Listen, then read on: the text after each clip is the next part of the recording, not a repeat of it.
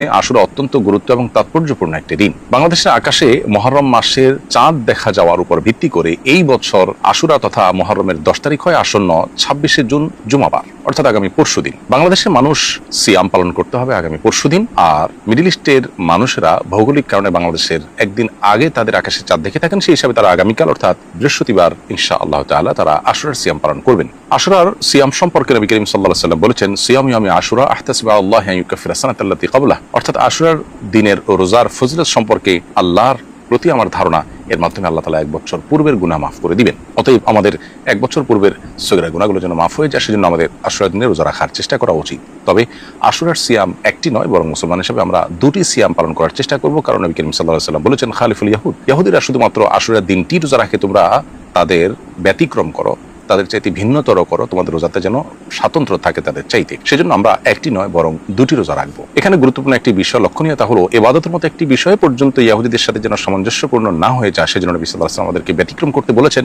সেখানে জাগতিক বিষয়, এমনকি পাপাচারের বিষয় যদি আমরা তাদের অনুকরণ করি, তাদের ফলোয়ার হই, তাহলে সেটা কত বেশি আমাদের জন্য ক্ষতিকর এবং গর্হিত হতে পারে তা বলার অপেক্ষা রাখে না। অতএব আশুরা উপলক্ষে আমাদের 2টি সিয়াম পালন করা দরকার। বাংলাদেশের আকাশে মুহররম মাসের চাঁদ দেখা গেছে যেদিন, তার উপর ভিত্তি করে আমরা আশুরা রোজা রাখবো ইনশাআল্লাহ আগামীকাল বৃহস্পতিবার এবং পরশু শুক্রবার, অর্থাৎ আজ বুধবার দিবাগত রাতে সারিখে আগামীকাল আমরা রোজা রাখবো ইনশাআল্লাহ, এবং সেই সাথে আগামীকাল দিবাগত রাতে সারিখে আমরা জুমাবার রোজা রাখবো। আল্লাহ রাব্বুল আলামিন আমাদেরকে আশুরার সিয়াম পালন করার তৌফিক দান করুন।